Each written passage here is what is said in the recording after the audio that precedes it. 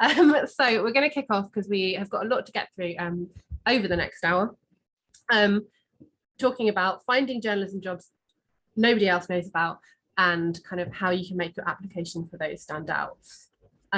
So yeah, hi, my name's Jem. I probably should have started with that at the beginning. That would have maybe have been a more sensible thing to do. I am the editor and director of Journo Resources. So I've been doing this for almost 6 years now. It's our birthday at the end of the month. So I guess my background on this is, as well as actually having spent hundreds of job applications myself, I've also been the person who kind of looks every week at all of the jobs that are out there. I'm sure you can hear our terrible doorbell going right now. You can hear all of the jobs that are out there. And I have also been the person, literally, yeah, there is someone at the front door. I'm hoping he's going to leave my new notebook outside. But yes, so I'm the person who looks at all of those jobs every week. And I've also been responsible for a lot of hiring that we've done. I've also got Jack with me today, and I don't know if you want to introduce yourself as well. Yes, so my name's Jack. I do a load of design stuff for Journo Resources, and I also have a proper job in my actual normal life. And so very much have been in the position that you've been in, applying for stuff. I used to work in the journalism industry for a variety of newsrooms in the Metro, the Evening Standard, and the Sun. And now I work for the Lego Group, doing various things for them. Awesome. So yeah, both of us have kind of, seen the side of things in terms of hiring and applying for stuff. So hopefully we can tell you something interesting over the next roughly hour. What we're going to go over, we are going to go over jobs that you might want to consider that you haven't already. We're going to talk a little bit about finding journalism jobs and how you can actually kind of find them and be the first to find them in the first place, a bit about CV and cover letters, and a bit about ideas, and then we will definitely get to your questions. I knew there was something I forgot, and what I did forget is, so the session is recorded, so don't panic if you miss anything. We will be sending this back to you.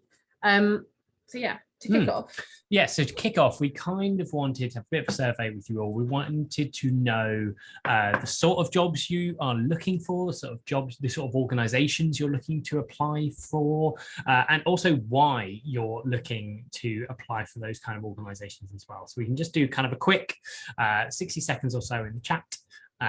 If you could just put the kind of jobs that you're applying for, the kind of jobs you're looking for, and also more importantly also why you're looking for those particular kinds of jobs. Yeah, and we'll give you 60 seconds, but please do, the quicker you put in, the quicker we can move on, because I will wait until we have at least one person say, because we've got quite a lot of people with us for a sunny Wednesday. It's a Wednesday, yeah. So yeah, we'll give you 30 seconds.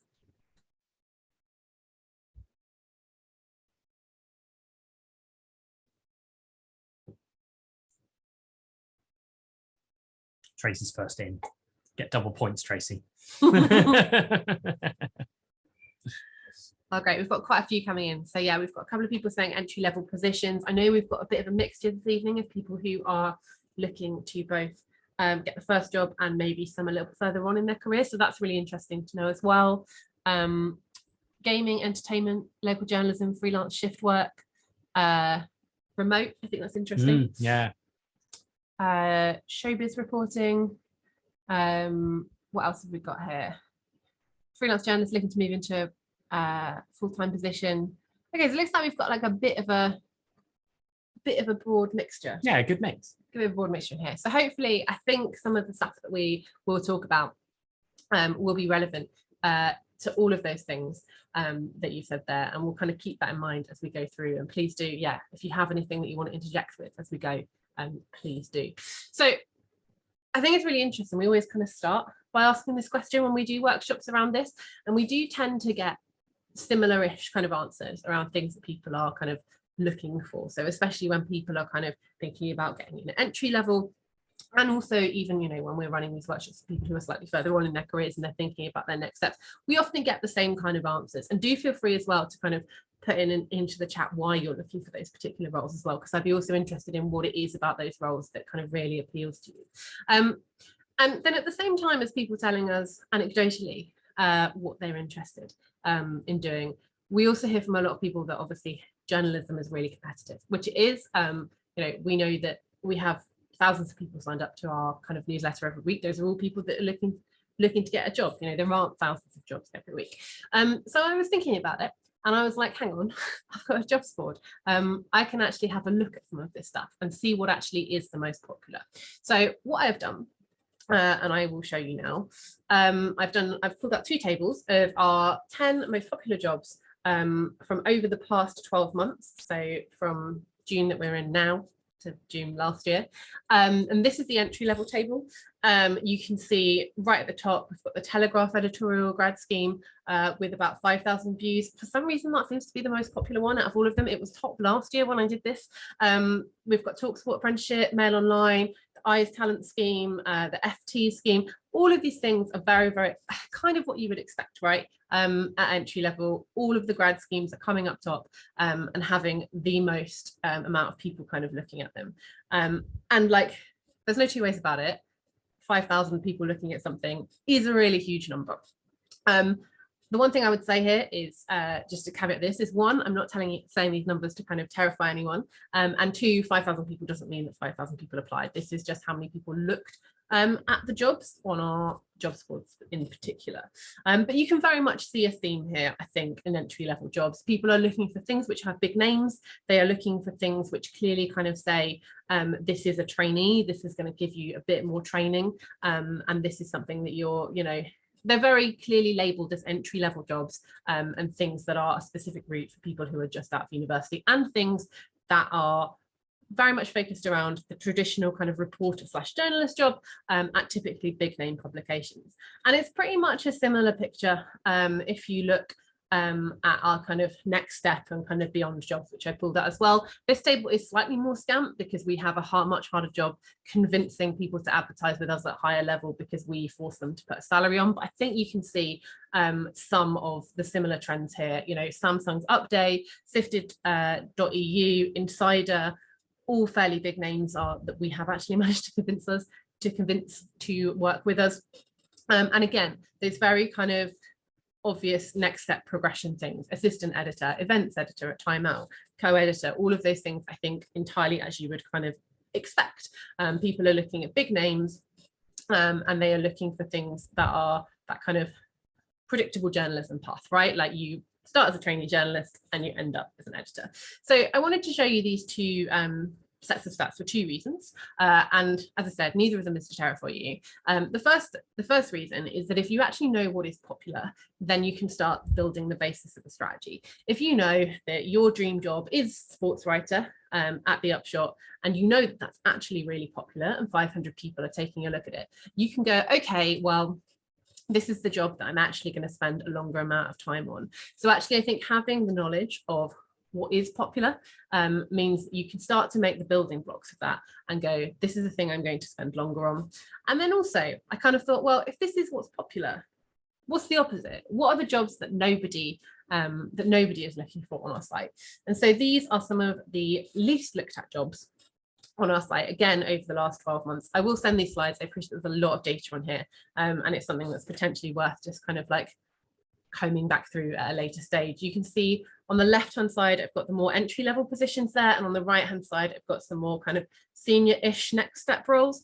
And there's very much kind of a trend here. Well, one, there's a trend in which I'll break out in a second into 4 areas I think you can broadly bucket these into, which we'll dig into a little bit into a sec as things that people genuinely aren't applying for. And the other thing that I would point out is just the stark difference in the numbers here is absolutely wild. If you think that 4,000 people were looking at the Telegraph grad scheme, even if only, what, 400, so like 10% of those people applied, you are still having, you know, you're still facing so much fewer competition, so much less competition, I don't know, if every single person applied for that local democracy reporter job there. So I think this can be, I like to show this to people as almost like the basis of starting to build a strategy, like giving yourself the awareness of what is popular and what's not popular, to allow you to allocate adequate resources to the things that you really want to apply for, and start making decisions about, okay, like those 10 jobs, I really like the look of them, but what are the 3 ones I really like the look of? Because I know they're going to be popular. So actually, I'm going to give myself the time to really throw the kitchen sink at it and do it well and make myself stand out. We're going to talk a little bit about that in a sec, about how you actually start doing that. And then equally, The other thing, which I'm going to pass over to Jack in a second to kind of talk about, is these other jobs that people aren't looking at as well. Very much wanted to kind of shine a light on some of them to perhaps do a little bit of a sales pitch for some of these 4 areas that you might not have thought of, and why you might potentially want to consider them, because there is much less competition. I speak to people every day who say they're applying for every journalism job out there. I don't doubt that some of them are, but the facts tell me that no one is applying for these jobs. And there are recruiters that I speak to that really struggle to recruit for some of these kind of buckets. So with that, I'll pass over to Jack. So Jack, I don't know if you want to talk a little bit more about these kind of 4 categories that those least applied for jobs kind of fall into. Yeah, so we've kind of put these least applied jobs into these 4 categories. Now, what we're saying is that these jobs might not be for you. They may not be for everyone. Each of these 4 categories might not be for you. But I guess what we're trying to say is that these kind of categories of jobs traditionally have fewer applications. And so if you are potentially at your wit's end and you've been spending the last 6 months, 8 months, year applying for everything you can possibly find, maybe looking at some of these that you may have overlooked in the past actually might help you break into the industry, or it might help you, move a sideways move or do something different that allows you to get to that dream job, that you really, really want to get. So we broke these down into 4 categories: kind of local and regional jobs, jobs at the kind of local, newspapers, local websites, B2B and kind of specialist jobs. There are mountains of kind of specialist publications around the country that might actually be in a specialism that you are interested in. There are plenty of sports publications. There are plenty of, industry publications that may fall into a kind of area that you're actually interested in. Social media, SEO, and kind of digital jobs. This is an area where I actually have like firsthand experience of trying to hire for, and it's really hard because a lot of people don't have that experience, or aren't applying for those kind of jobs in the first place. And then what we would call kind of journalism adjacent jobs, jobs where you take that kind of skills that you learn in journalism and you bring them to an industry that could actually really benefit from them. And this is honestly what I did, when I moved from kind of working in newsrooms about 4 years ago to joining the Lego group, because actually what the company really wanted was my skills in reaching an audience and writing a decent headline and things like that. And just to kind of add to that is that I know that we've got a range of people in here. I looked at some of the questions in advance, and I know we've got everyone from like looking for their first job to maybe looking for their 3rd job. And we're not kind of necessarily suggesting that if you are in your 4th job, you might want to go back to a local and regional because the pay probably wouldn't match up. But B2B and specialists probably would.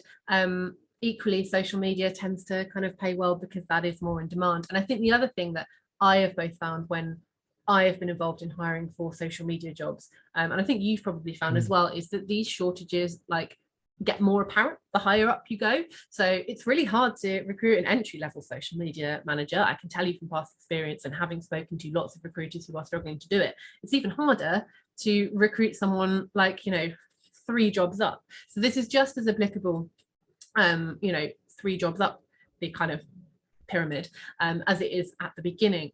And also, none of these jobs, I think you kind of touched on it there, would be forever. We've got loads of case studies, which we will kind of send you afterwards to cut out of this deck for time, of people who have kind of either started or taken a side move into one of these things, and then kind of use that as the stepping stone to what they want. And I don't know if this is something I think you'd probably echo, is that people move around a lot more than you kind of, a lot more than you think. So if you've got that dream job kind of at the end of it, I think even just kind of sitting down and talking about that kind of strategy element, going, is there something in one of these buckets which I could use to work on some of those skills that dream job needs? I think I will send you some of the case studies, but we know so many people who have started out at local and regional who are now, politics reporter for PA, or are now working at the Times as that correspondent because they've built up that specialism. So appreciate this is probably just a little bit of a sales pitch for some of these areas that you might not have considered, but I've seen the data and I know that people don't apply for these jobs. So if you are, if you feel like you're on application number 50 and you're not getting anywhere, might be worth thinking about how these kinds of roles could help you get to the dream job, and kind of help you kind of take that next step up. So yeah, a little bit of a recap. Use this information to start building a strategy. You know now what is more kind of popular. It is a little bit of common sense, like you can see when something is popular. So do actually just start being strategic when you're thinking about applying for things. Put more effort into the ones which you know are going to be popular. Set aside more time. Less is always more. It's better to, I personally have tracked every job application I've ever done, and I keep a record of that. And as I started doing that, you can definitely see that by doing less, you get a better results. It sounds perhaps counterintuitive, but if you actually spend the time to kind of do those and put more effort into them, you will kind of reap the rewards of that. And also spend time thinking about what will make you stand out, or what you can start doing kind of in your other role. I think we've already touched on that, kind of get worse with seniority and consider other roles. But yeah, just to be a bit more open, I think it's probably the main thing we wanted to show you with that data, which we will send on. Cool. So another bit of a hands up, just in the chat. Who here is on Twitter? If you just write a yes or no, super quick in the chat box. Sadly, yes. I think you found your people. Resounding yes. Cool, a resounding yes. We didn't necessarily mean who's on Twitter now, who's scrolling at this exact moment, you know. Follow-up question: how many of you are using Tweetdeck? Oh, this is more than normally. We've got a yes, we've got an occasionally, a should be. Okay, so if you've been to any Journo Resources events before, this is something that I bang on about all the time. I did a series of workshops around finding work for university at the end of last year, and I did 3 in a row up in Liverpool. And every week I came back, I was like, who set up the Tweetdeck yet? And they'd be like, oh yeah, I keep meaning to do that. That's like still on my list, haven't quite got around to it yet. So this would be one of my biggest takeaways for you today, is if you're not using Tweetdeck, I would take some time to kind of get your head around it. So this is just a screenshot of Tweetdeck. It's free, it's very simple. If you have a Twitter account, you also have a Tweetdeck account. All you need to do is go to tweetdeck.com or tweetdeck.twitter.com. And it's basically like, you can kind of see, it's almost just like a upgraded version of the Twitter kind of dashboard. Each of these columns you can entirely set yourself.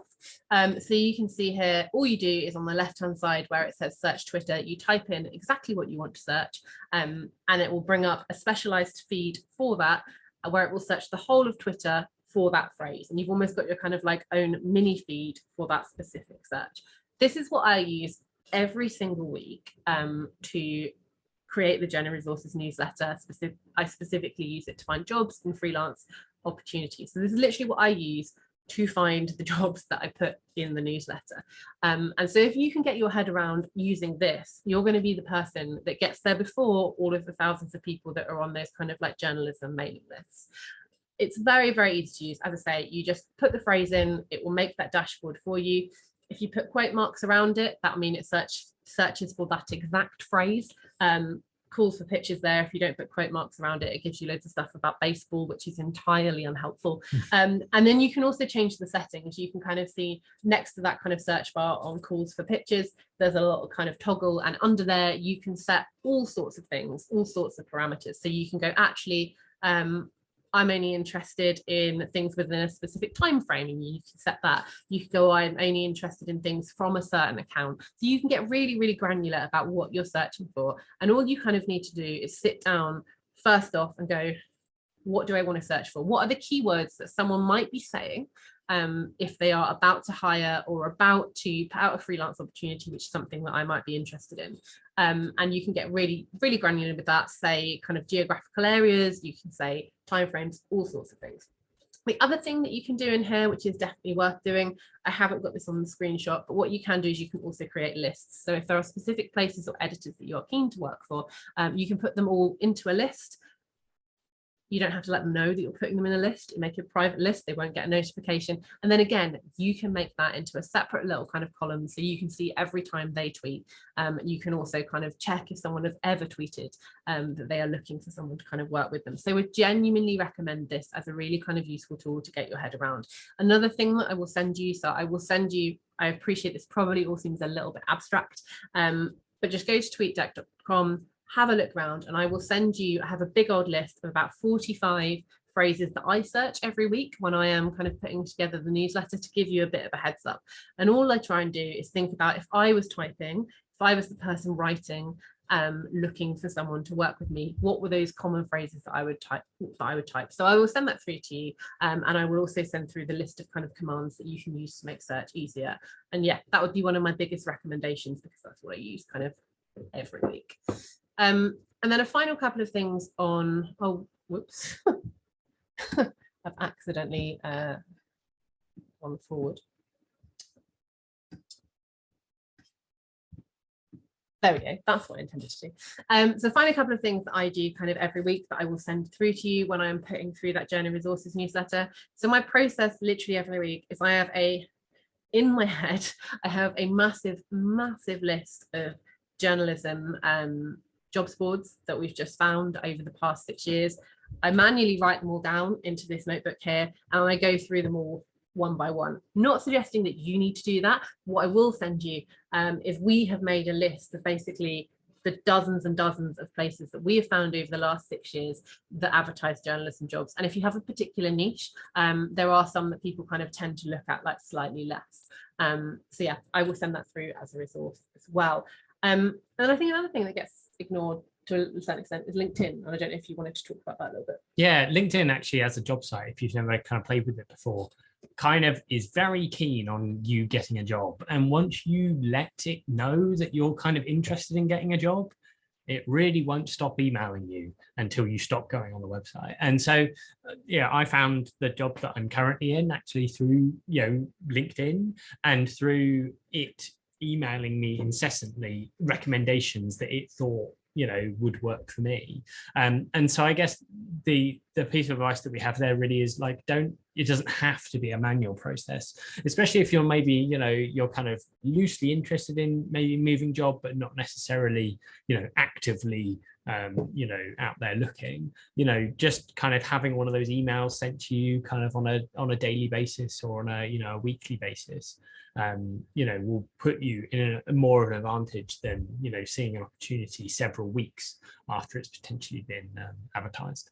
Yeah, and I think a lot of people we speak to don't necessarily use LinkedIn. Journalists aren't necessarily as good on it as maybe some other industries. So would very much echo just letting the algorithm do the work for you. And if you interact with a couple of things, jobs you're interested, it gets scarily good at sending you things that you might be interested in. I'll also send through some recommendations of Facebook groups. Probably the only thing I use Facebook for now still, but I think it's a really useful space where editors will put something on Twitter and it'll go wild. They'll get hundreds of retweets. It kind of gets out of control. If they're actually looking for someone pretty quickly, they just want to find a right person quick, or they want someone kind of via a recommendation, there are loads of Facebook groups that it's worth being part of, where people will go like, oh, someone's dropped out for tomorrow, can someone help? Or I've actually seen loads of examples of people going, hey, you know what, like, I'm new here, I'm really looking to get into this, can anyone help? And I've seen a lot of people kind of pile in and help, and are actually a really nice community. So we'd recommend, even if you use Facebook for nothing else, having a look at those, and I'll send through that list. And then the other thing that I use is Google Alerts, which is again free. If there are specific jobs or specific schemes or specific things that that you are looking for, you can set up basically an alert that goes directly to your email, and as soon as something is published and recognized by Google, they'll send you an email and go, hey, this has come up, this search that you were keen to tell us. So that's how I find all of the graduate schemes and that they have opened, because I've basically put them all into my free Google Alerts, and I get an email every time, like the Telegraph publishes something to say the graduate scheme is now open. So yeah, appreciate that was a little bit of a whistle-stop tour. Obviously, if there's any other Facebook groups or any other jobs, feel free to pop them in here, and then I can add them to our big master list as well. But yeah, just a bit of a whistle-stop tour there on how I find jobs, how you found jobs. And I think now we're going to go on to talk a little bit about CVs. Yeah, so you have set up all your Tweetdeck, you've been combing through jobs websites, and you finally decided on a job that you want to apply for. But you've got to put together a CV. And so we wanted to put together some very brief tips about how to be successful in that part of the whole process. So we've got a very quick exercise. We have the most generic of generic CVs in the world. We would like you to put in the chat what you think is right about this CV, what you think is wrong about this CV. And again, this is quick fire. We don't have loads of time this evening. So just for the next 60 seconds, 2 minutes, anything, no wrong answers, pop it in the chat.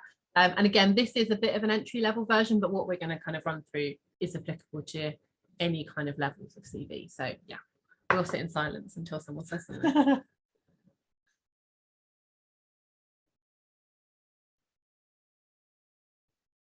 Mm-hmm.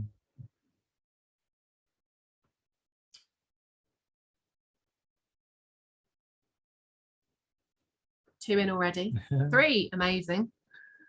Do you need 2060 results? Big questions indeed.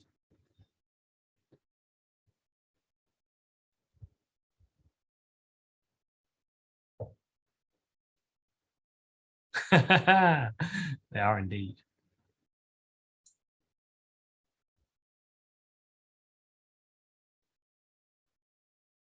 Cool. Right. These are all great. These are all great things to spot. This is some of the list of some of the bits and bobs that we put together. This is by no means exhaustive. The colors are indeed a bit bland. There's a bonus point if anyone would have got this one, and it's that this template that we've used is the generic Microsoft Word CV template.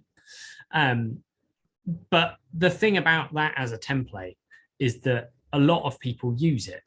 And so I think, what was it? A job that you were applying for, you advertised? It's one of the ones on the first page of Microsoft Word, but not the boring one that's like black and white, which would have been fine and actually would have been better, I think. It was just like the most fancy one on the first page of Microsoft Word. And the reason we know this is because out of, I think we had 100 applicants for it was an editorial assistant role that we were applying for. And about, I think it's 10 or 15% of people all applied using this. And we were just like, where has this template come from? And where has it come from? So don't think you have to stand out by making something look a bit fancy. It's actually more about the content. So think about, if you're taking a template from somewhere, how many other people could potentially be using that same template? And maybe that helps to, to kind of start some thoughts in your mind about, I don't know what your current CV is looking like, if it looks like this one, or you've taken it from a template, that was somewhere obvious, like if you just Googled kind of CV template, or you used one from Google Docs or Microsoft Word. It's worth, remembering that you are probably not the only person who's ever done that. And you might struggle to stand out in a big pile of, 200 or 300 CVs if you're actually, very similar. All the other things you've mentioned are really, really obvious and really good. Putting your experience first before your education. Your experience is the thing that really helps you stand out when someone is when you're applying for a job. In a lot of cases, your education can be a little bit of a tick box exercises. Spelling mistakes are a classic, especially if you particularly spell the phrase attention to detail wrong. Oh, I have a stat about this as well. Again, we do this all of the time and everyone always says, oh, there's a spelling mistake. And everyone always knows this, like you guys are saying all of the right things. But again, we did a similar round of hiring and 1 in 10 people spell either my name wrong or the company's name wrong. So like everyone knows this, but not everyone kind of puts it into practice. And anytime I try and be quite lenient. If I spot something in a cover letter and it's just one word, like fine. But with stuff like the company name or the person that you're messaging, before I ever send off any job application, I get about 3 people to look at it. So don't have any shame to mean that you can't do that. Dear Sir is a classic one. You love a good Dear Sir. No, I put those in the bin. And also just like, think of how your average, when you're hiring for a role, you're in that hiring role, you may be lucky enough that you have an HR department that goes and does an existing kind of filter of CVs first. You may not be. You might just be given a pile of, every possible person who's applied, 200 or 300 CVs. Those kind of, if you're in that kind of position, you're probably unlikely to be reading every single word on the page all the way down. You're certainly not going to be likely to go and look at a second page if you've got 300 of them already to go through. And so it's maybe worth thinking about the kind of how you lead the reader down the page. What is the first thing you want them to see? How can you possibly, is it possible that if you covered the bottom 2/3 of your CV, would you still get an interview? The job of a CV is just to get you that first interview. It doesn't get you the whole job on its own. And so you want to be out, it only needs to go so far. It doesn't need to include every possible point that you're wanting to come across, especially as many people alluded to in the chat, Mads, you alluded to in the chat, your GCSE results probably aren't going to be the thing that swings it into, I'll actually put this on, on the interview. Yeah, and I think typically a lot of people say all the right things whenever we do this session, but having looked at 300 CVs myself, I can tell you a lot of people don't. And actually, if you do just get those basics right, you are going to be above, 80%, 90% of the people that are putting in. So just being absolutely ruthless about what comes in, making sure that you keep it to one page. I've seen CVs that I don't think they need to be 2 pages long, let alone 7, which I have seen before. So actually just being really ruthless, I think, shows that you are a good editor. I think it's a really good skill for journalism as well. You're able to choose what's important. I really love the advice that Jack gives around cover up the bottom 2/3. Make sure you've got the most important thing at the top, and that someone should want to kind of hire you from that alone. And there's a couple of other tips, and we'll also send some resources that we've made around that. But actually, I think just being really self-analyzing kind of what you've put and making sure you've used the best user space is really important. Yeah, genuinely, at the end of the session, open your CV up on your computer, cover the bottom 2/3, and honestly ask yourself, would that top third get you the job? And if it wouldn't, then you maybe need to think about rearranging it. And that does, that means that actually some of your hobbies or things that you work on in your spare time that are relevant for the job actually probably need to be listed higher up, or they need, because if you just bury them at the bottom, they're probably not going to get seen. So it's a real practical, thing that you can try, very easily. And I think thinking about what makes you stand out, just to kind of one further thing before I kind of move onwards, because I know we've got a couple of bits still to go on to, but when we talk, the reason we say if you've got a degree, cut your A-levels, if you've got A-levels, cut your GCSEs, or whatever that kind of equivalent is if you studied abroad, is because those are kind of just like the benchmark. Those aren't the things that make you stand out, or think about the things that actually kind of make you different. So is it that you have, even if it is, that you've run this really cool Instagram page and you've actually done something?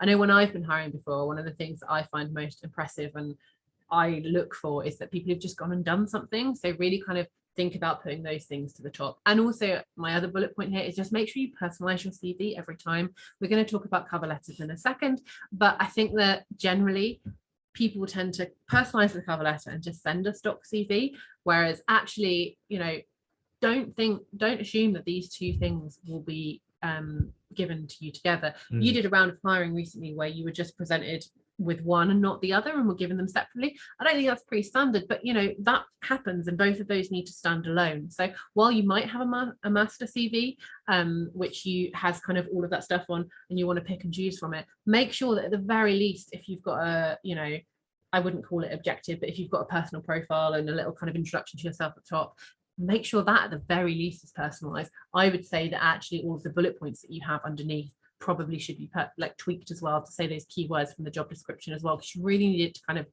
stand alone.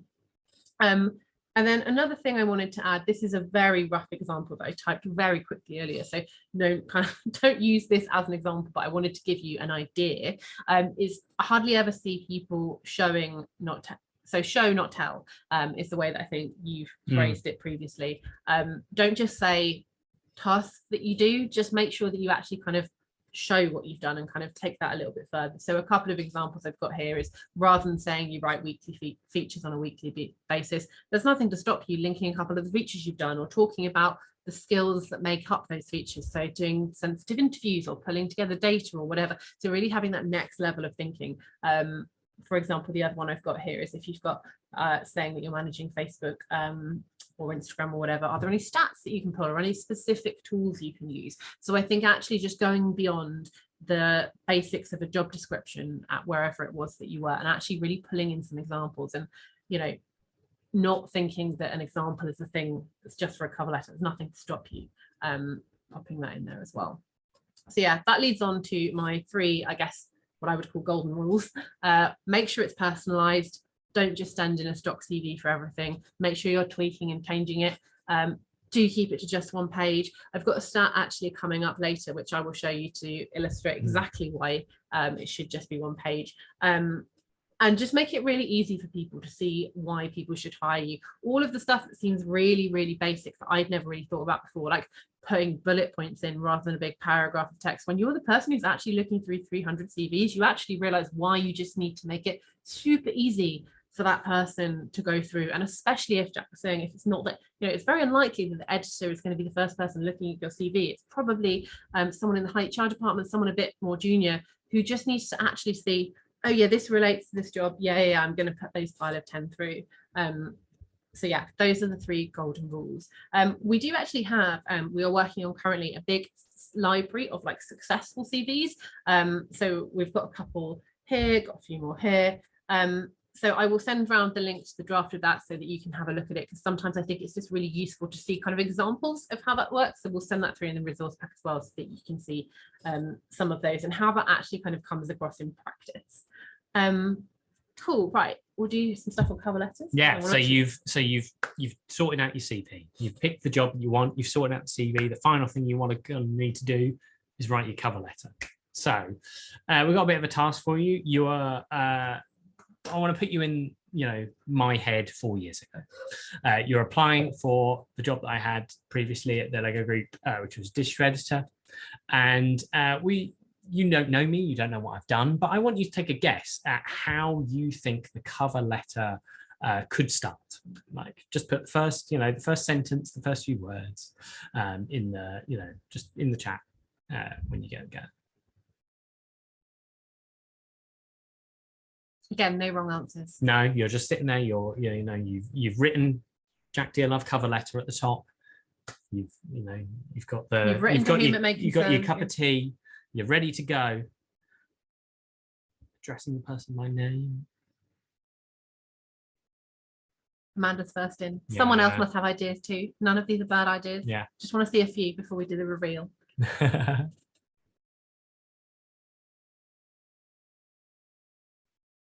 Got some experts in here. State what job you're applying for. Writing to apply for it. It's a Lego Group. Yeah. Cool. Do you want me to? Yeah, let's do the big one. And then you can talk about why you did it. Yeah, exactly. So this was my cover letter. This is the top third of the cover letter that I applied for when I went for my job at the Lego Group. And I think the thing that we want you to take away from this is that it's very different to a load of stuff that's been put in the chat, although Mads is on it in the chat. I wanted it to stand out. I wanted it to show how important that, companies' values and those companies' products were to me.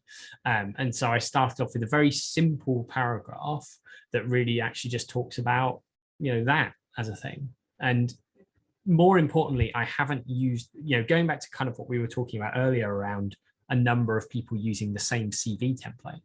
When you're writing your cover letter, think of how many people possibly started their cover letter with the phrase, hello, my name is so-and-so, and I'm applying for this job, and think of how many words you've potentially, wasted and the person's attention wasted if you start with that exact phrase, especially if you put yourself in the mindset of someone who might have 200 or 300 of these cover letters to go through and they read the same line, maybe 100 times, potentially.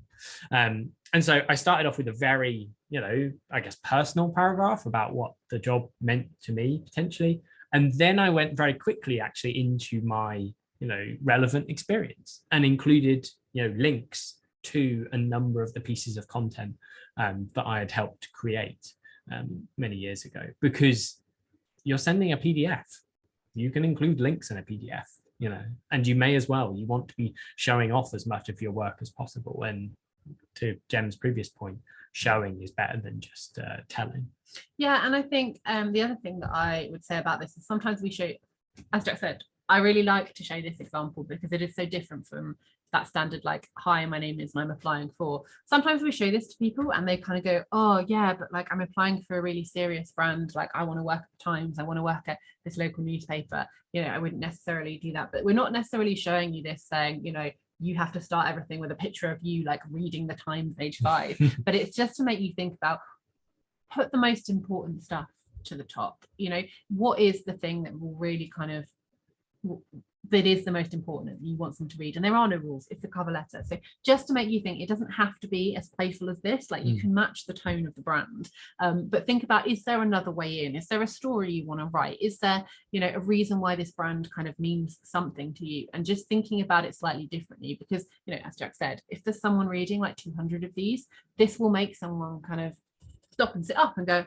oh, okay, someone's telling me a story. And I think also, yeah, the other thing to say here is this is written very well. And as a journalist, again, if you can kind of grip someone in and kind of tell them in more of a story format, I think that can make a difference as well. And I think you've talked about before, this is obviously like, this is a cover letter for a dream job. So you won't necessarily have a story that you can tell like this for every job that you want to apply for.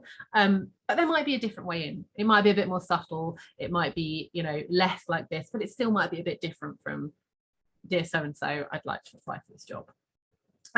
A couple of other thoughts that we'd put together here briefly. I think we've touched on most of these already around matching the style of the application to the company. Again, sticking to a hard limit of 1 page. I typically say like an introduction paragraph, 2 in-depth example paragraphs, and another one to kind of wrap it up. And I think the other thing to add is you just need to accept that you will never hit all of the points on the job description. Your job is to actually go, well, what are the most important things they're looking for on that job description? Typically the things they talked most about or are highest up, and, you know, weighting that against what you have the most experience in. And so really honing in on a couple of areas where you can kind of go, I've got some real in-depth examples here which I can talk about. So don't feel that you have to try and hit everything. If you do, you'll just end up with a list, and that's basically what your CV is for. That CV is showing the broad kind of the broad range of things you can do, whereas you really want to use this cover letter to go really like in depth on a couple of examples and really kind of show off a couple of specific areas. Another thing I wanted to add here, and a thing that I think I see quite often in job applications and cover letters specifically, is don't just talk about why the job would be great for you. It sounds really mean, but a hiring manager and an editor is looking for someone who is going to fill a gap and is going to be really great in their team. So while you might be applying for this job because it's your dream job, or, you know, it's going to be the great stepping stone to the place that you want to get to next, you need to shift the mindset, and you just need to actually focus entirely on why you're the best person for the job. So I've seen so many cover letters that go, this would be the perfect job for me because I want to be X.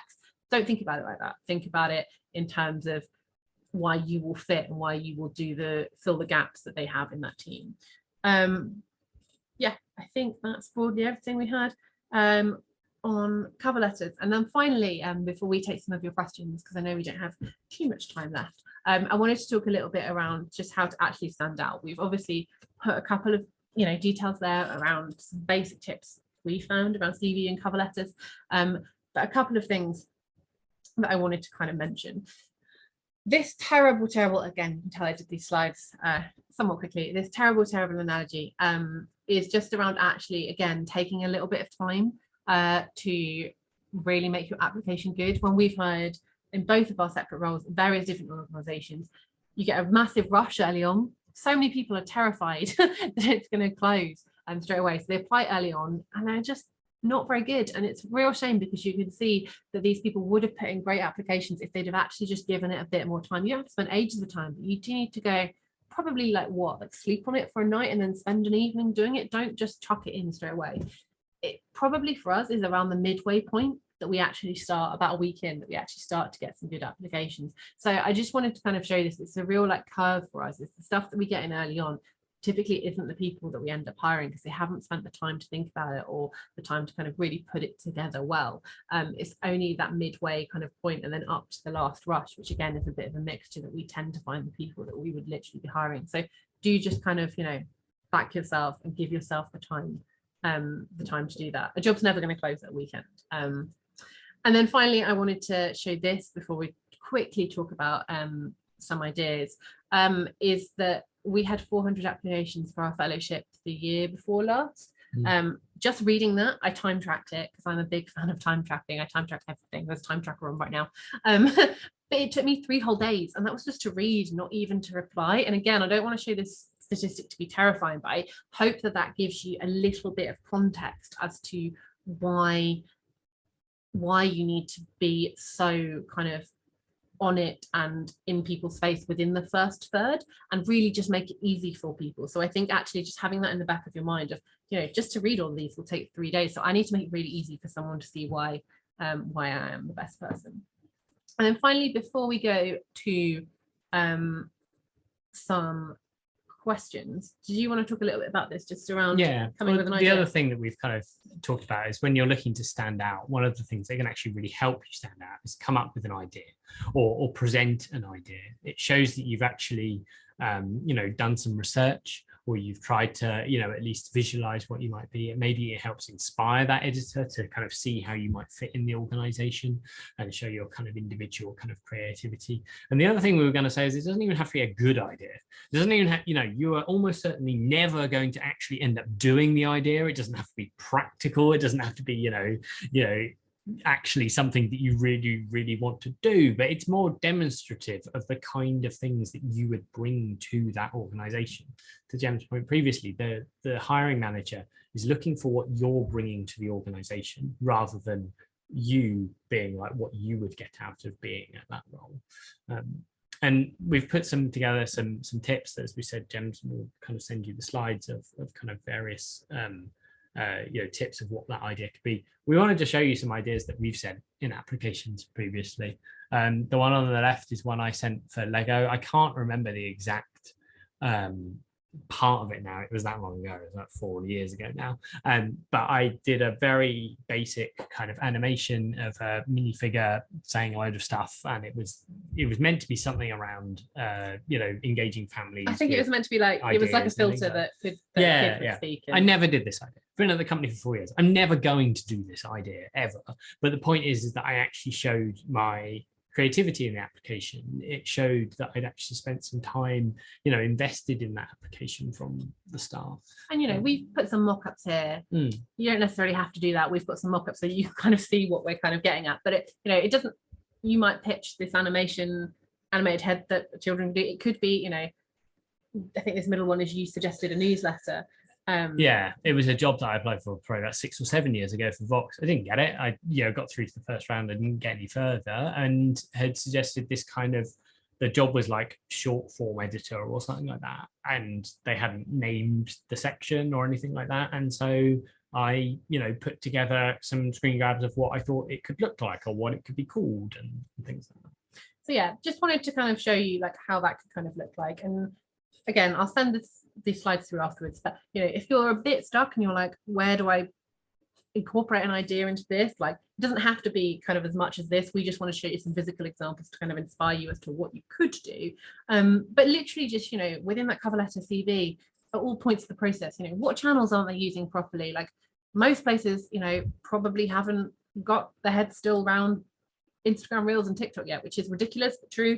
Think about what this place might have covered in the last couple of months. Could it be moved on in some way? Like what have you done successfully in the past that you could bring to them? Is there an investigation or a project that you've run that you think that they could kind of build on or kind of do another version of? Are they not reaching certain audiences or demographics, or what are their competitors doing? So just thinking about some of these things and building in some ideas. I am always most impressed by ideas, and previously when I've spoken to other hiring managers as well, they're always a little bit baffled when, especially reporters, apply without any ideas. So really just thinking about what you can bring, and as Jack said, does not have to be a good idea.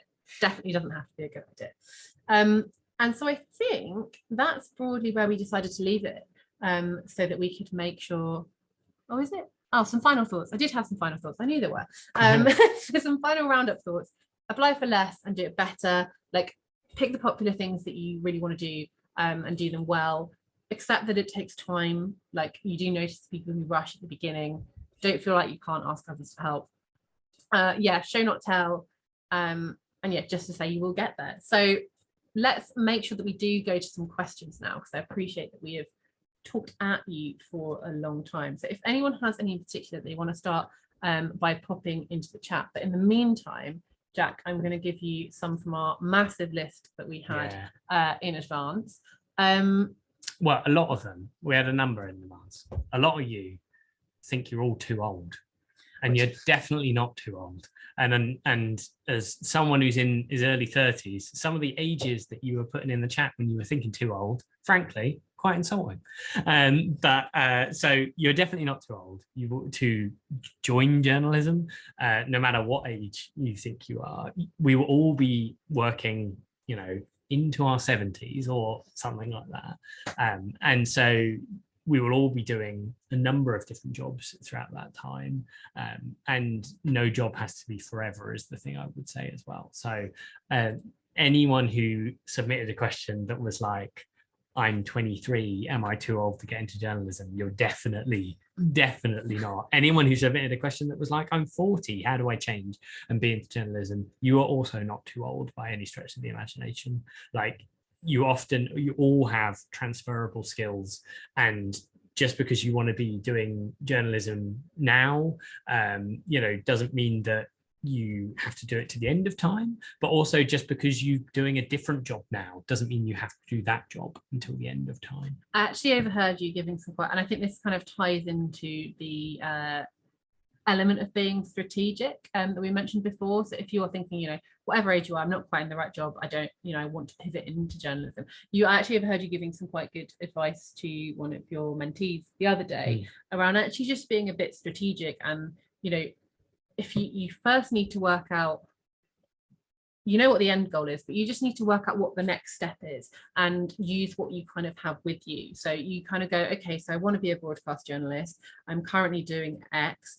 So what is the kind of next stepping stone job in between? So actually taking it one step at a time, I think, is actually really important, because it can feel really unattainable if you don't know what those steps are in between. Another thing I like to do is look at LinkedIn and go, this person works here, but you can then see all of the things they've done before, and actually they take some paths that you might not necessarily have thought. So actually breaking it down one step at a time, and also really using what you have. I think you were talking to someone who was actually, in a specific job at the moment, and you were saying, well, actually think about what other things you can do within that job that will help you get to that next step. So I think, just being a bit strategic, I think, is really helpful. A question we've had in the chat, which I don't know if you want to attack as well, Jack. I've got quite a lot of work history, and this makes the CV quite long as I draw skills from lots of different jobs. How would you suggest managing that onto one page? So my suggestion would be that your entire work history doesn't have to be on there. Pick and choose the ones that are relevant for the job that you're applying for, and you can always put further work history available or on request or something like that if you want. Your CV doesn't have to be a chronological timeline of everything you've done since you were 18 or whatever. Pick the ones that actually really add to your application and help you stand out, because that's what the hiring manager is really is looking for at the end of the day. I don't really have, I think, anything more to add there, other than really kind of pick and choose what you want. And equally similarly with the kind of cover letter kind of thing, where there are no rules, don't feel that you have to list every single thing. Or it might even be that you actually you might want to look at kind of almost grouping it by skills in some way. So there are ways that you could kind of pull that together, either by just picking out specific instances each time, or maybe you want to kind of group it by skills or a little bit differently.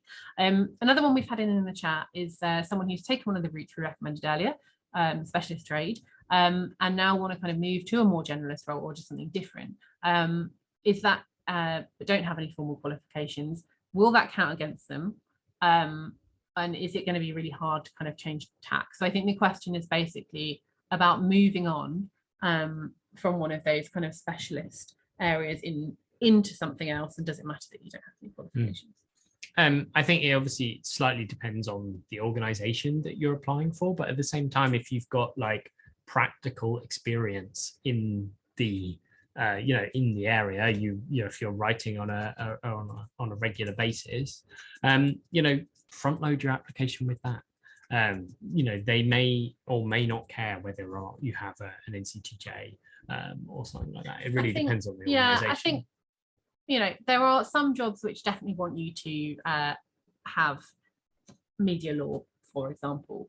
But what I would also say is that actually, once you've got that first job behind you, I think very few people, like it's the experience that's more important than the qualification. So I think actually, if you've worked for a decent amount of time at somewhere, I think they're going to be less bothered, because that qualification is more just the stamp to say, oh, I think that they can do this job, whereas you've proven that you can do that job. So I would say, don't worry about getting a qualification, lean on what you already have. And then the other thing I would say is that if you're looking for kind of a more generalist role or to kind of pivot, is that you don't actually need as much stuff as you think you do. Similar to when we were kind of talking about how little time editors have to kind of look through things. They don't have time to look through your entire portfolio of, a million different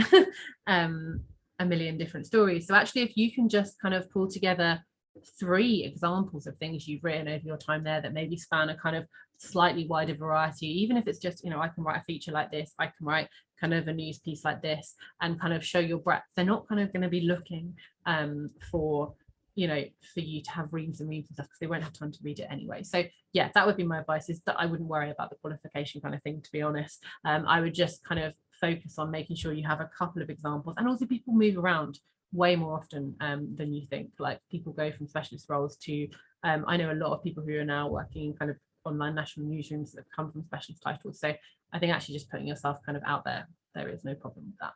Someone had their hand up a minute ago and now it's gone down. I don't know if you want to put it back up.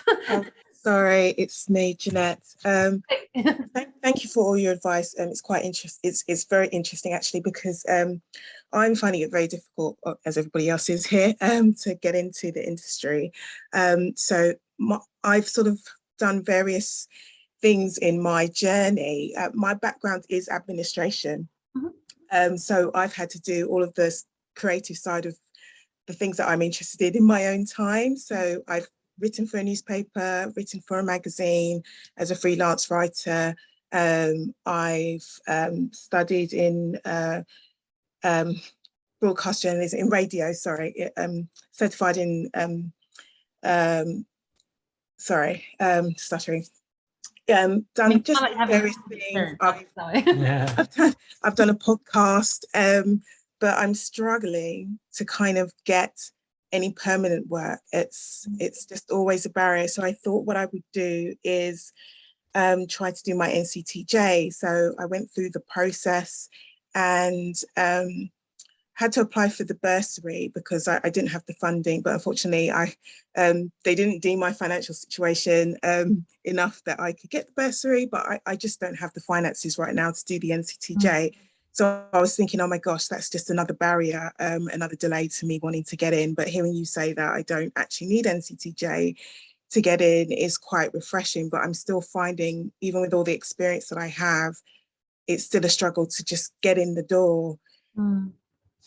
I mean, all of the stuff you've kind of mentioned that you've kind of done, I mean, kind of what we mentioned kind of earlier around actually going out. I mean, obviously I've not seen your applications or your CV, so this could be entirely stuff that you are already doing.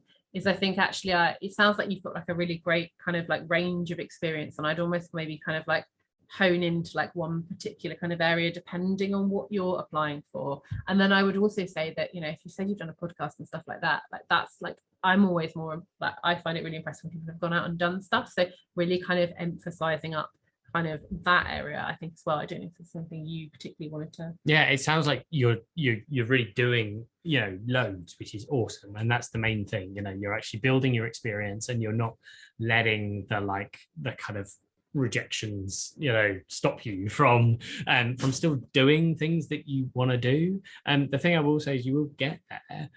It just you're almost waiting for a little bit of luck to come along in a way, but also like go through all of those. I don't, as we said, we haven't seen your kind of applications or things like that, but make sure that you're following those kind of tips in application to help get you to that kind of interview stage. Is it an interview that you're like struggling to get any further, or is it just getting an interview like in the first place?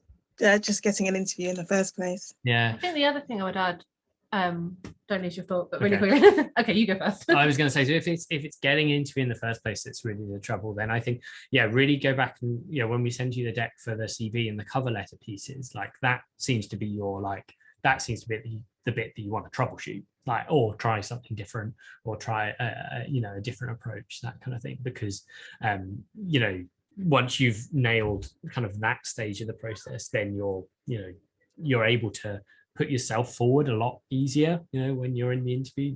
It sounds like the struggle you're having is getting through that filter first. And I think another thing I was going to mention earlier, actually more generally for everyone, is that I have kept, I think maybe I mentioned this, I have kept every single application that I've ever made, and I've kind of wrote notes on it as to like how far that application got or didn't get, whether it like got binned straight away, whether it got any feedback. And I think actually if you are kind of applying for a lot of jobs, I do think it's actually a really good habit to get into, to actually save all of those applications. And obviously it can be a bit more if you have got a rejection, you don't necessarily want to look at it straight away. But I think actually if you've got a body of stuff where you've applied and you can kind of save that job description, and kind of, I think with the benefit of hindsight, you can kind of start making some conclusions about why something didn't work and why you could tweak it, how you could tweak it to be a little bit better, if that makes sense. So I would definitely say if anyone here is putting out a lot of applications, do keep those job descriptions. If you've got any feedback, put it in, and you can kind of use that to kind of tweak and improve that going forward. Thank you. That's okay. Cool. I'm just having a look if there's any more that people, I mean, this is potentially a similar question that we had in advance around maintaining hope in the face of rejection. And I don't know if there's anything in particular that you...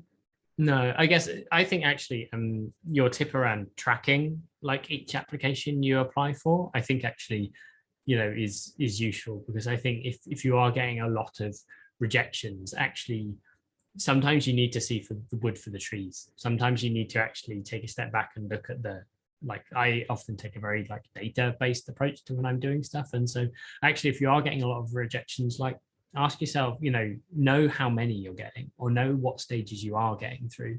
And actually, if you are getting through to interview, you should still be really proud of that as a thing. And I know that doesn't solve the the problem immediately, but at least look at those wins when you are getting them, and maybe look critically at those rejections when you do get them. And I think if you're able to kind of so I'm a big fan of zooming out and kind of seeing the bigger picture. And it's maybe you feel like you have done all the things that we've kind of mentioned, but if that's not working, then that it's not worked for you in those roles you're applying for. So there's nothing to stop you trying something again a little bit differently. So I think for me, it's that combination of having that data actually is really, really helpful, and for me is the basis of building a strategy. And I think that's the other thing, is actually really breaking it down and going, what do I want to do next, what's the next step, rather than thinking a couple of people asked as well about I haven't achieved my journalism goal yet, for example, and it's whoa, I don't even know what my big journalism goal is anyway. But really breaking it down into a little bit more of an achievable one. We'll take just a few more before we end, because I know we did speak for ages. So this is your kind of warning. If anyone wants to put anything in the chat before we go, or wants to kind of ask anything out loud, now is your kind of question amnesty. There is one in there around additional sorry, I have to scroll back up, additional challenges you might face if you have English as a second language. We actually wrote a piece on this. One of our fellows wrote a piece on it last year, which is in our fellowship book, and is online, so I will kind of send that around afterwards. And I think it's the kind of thing that actually, the conclusion that the piece kind of came to was around thinking about ways you can kind of spin that to your advantage, and actually kind of really kind of leaning in. If English is your second language, that means you have another language which makes you an asset to a newsroom. I know one of my kind of colleagues at when I studied journalism, she was Swedish, and so her kind of in that she literally would kind of batter down newsroom doors with and be like, you know, I can understand, I can translate, I can do all of these extra things. So I think if you can, it can, that's not to say that discrimination doesn't exist and some people are terrible, but if you can, I would say lean into that and really use that as a skill, because as a journalist you are definitely going to need to report on international stories, and you're going to want to be able to connect with other communities, even in kind of even in a local instance. There's one of the case studies that within this piece that Siri wrote, which was around someone who got their first job at a regional and actually got that by being like, hey, like I speak a language which a load of people in your kind of local area do, but none of your reporters do. So I think really leaning into that, I think is definitely worth doing. I don't know if there's something you want to... And the other thing I would say is that you know, organizations are a lot more international than they were however many years ago. The organization I work for currently, you know, English is the second language for a very high proportion of my colleagues, because I work with people all over the world.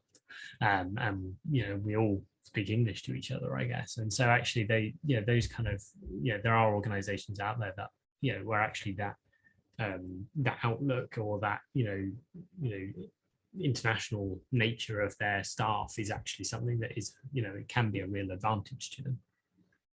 Amazing. So I have just roughly skimmed through all of the questions that people asked about, which I think we've broadly covered. So unless anyone else has any final questions, this is genuinely your last chance, because I don't think there's something else on the list we haven't kind of answered. There was one mad one that caught my eye that was something like, is it crazy to go freelance in the Middle East?